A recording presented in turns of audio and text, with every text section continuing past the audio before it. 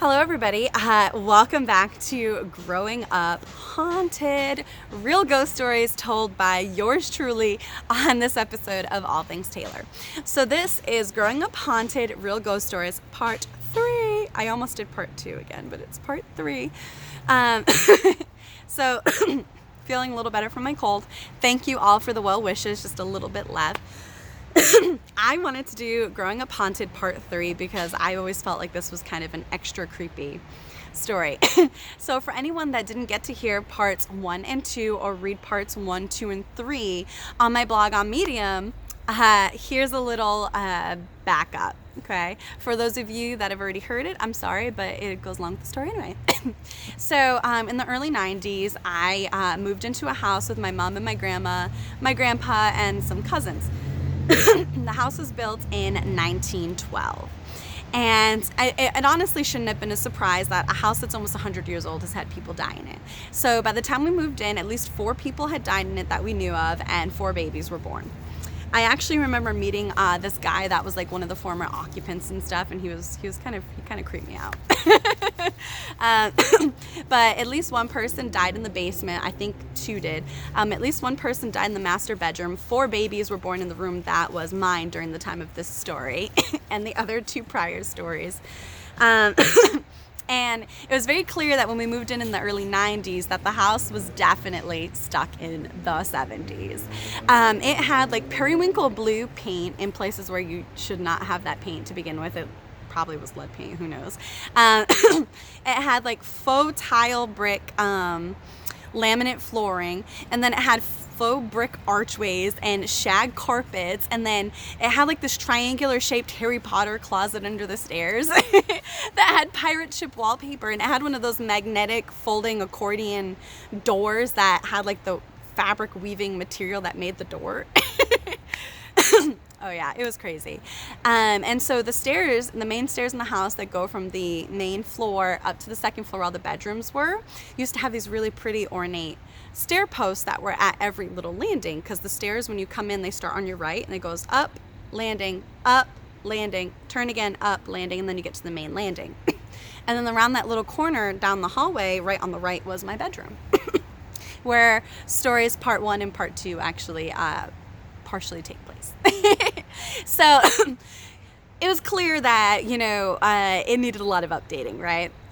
But the stair posts, one of them halfway up our stairs, the cap of it was like the square, big, thick, about that thick wood piece, and it was a square. The cap came off. Didn't seem like much of a priority considering all the rest of the updating that really needed to be done, right? And it wasn't long before we realized that, we kind of weren't the only ones living there.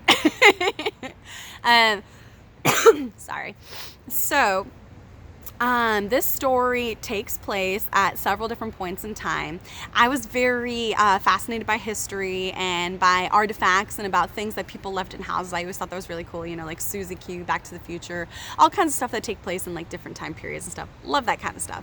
I was actually, fun fact, I was once a volunteer intern curator at a local museum downtown in the town I grew up in. So it's really cool. I got to touch a lot of artifacts like Thomas Paine's Common Sense and 1930s hat boxes and dresses from like the 1800s, all kinds of really cool stuff.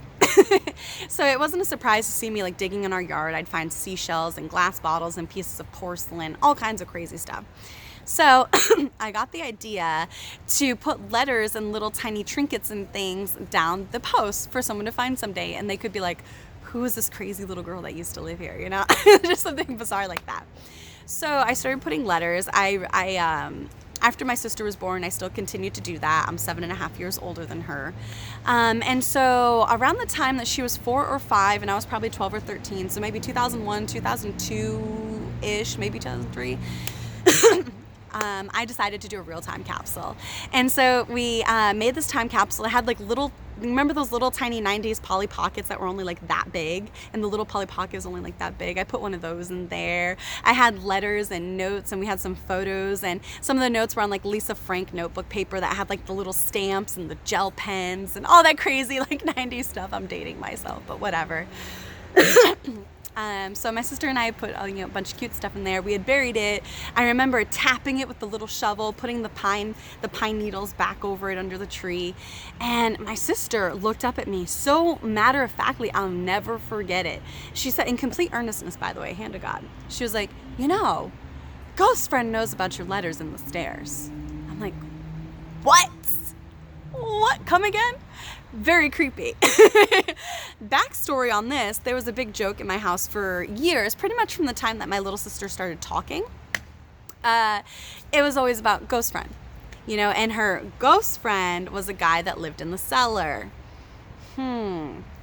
A little cautionary tale for you guys.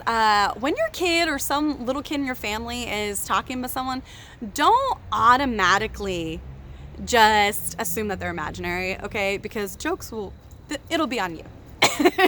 Trust me. But for years, it would be common for us to joke and be like, I can't find such and such. Ghost friend must have it. Or, hey, my such and such is missing. I wonder if ghost friend stole it. But to hear my sister say that her ghost friend knew about, the letters that I've been putting in the stairs, it's like, what? But I got over it. The very next day, I decided to put a letter in the stairs, just talking about us putting the time capsule and where it could be found. So that way one day if anyone found the letter, they would go out and look for the little adorable little kid's time capsule in a plastic mini lunchbox. I mean, come on, it's adorable. So I go to drop it in and I noticed something like shiny, but I couldn't quite discern what it was because it's really long and hollow in there, but it's also very narrow. And you can't stick your arm in there because there's it's like a fire truck going by. Because there's like staples and things, from when it was built inside of it, and your arms are too big. So I was like, wow, that's weird. So I went to get a flashlight and I looked, and I kid you not, the freaking time capsule was just chilling in there. I wouldn't even have thought that could fit. Like, what? Freaked me out. There was no way it could have been there. We buried it less than 24 hours before. Like, how is that even possible? Like, what? Crazy. Creeped me out so bad. And I thought to myself, oh my God, I want to run up to my room, right? Well, I was like, no, I kind of really don't want to be in my room. My room creeps me out. That closet creeps me out. The door moves on its own. I have all kinds of creepy experiences in there. I'll go to one of my favorite places in the house, which is the room under the stairs with the pirate ship wallpaper.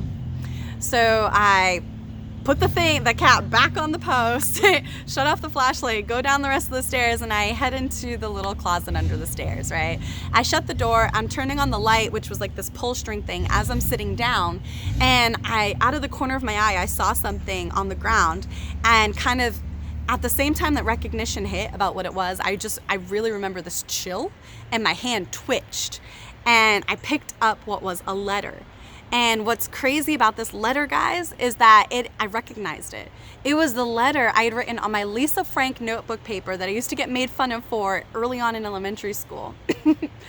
And it was the letter I had written about my sister being born when I was in first grade. And I was like, there's definitely no way this should have been there, because there was no way to get all the way deep down into that stair post. And I mean, several years worth of letters had already been put on top of that. So how did it, I don't know, unbury itself, climb itself out of the ring post, then go all the way down the stairs, halfway down the hallway, and into the closet under the stairs?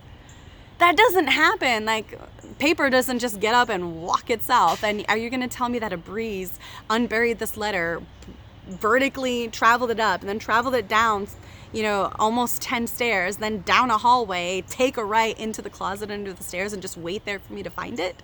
There's no way. Come on. I was born in the evening. It wasn't last evening.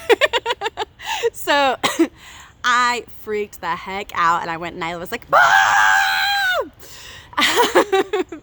I never again put another letter in that stair post, and I never again attempted to dig another thing out of the ground on that property or another time capsule. It would be probably about almost 10 whole years before I actually moved out of that house. And when I moved out of that house, I was 22, and that's when I moved to Kentucky to go to Ohio Valley Wrestling. So I spent, a very long time in that house growing up haunted. So that is my part 3 of growing up haunted, real ghost stories of growing up as a child in Massachusetts. Thank you, everybody. Hope you enjoyed. I didn't.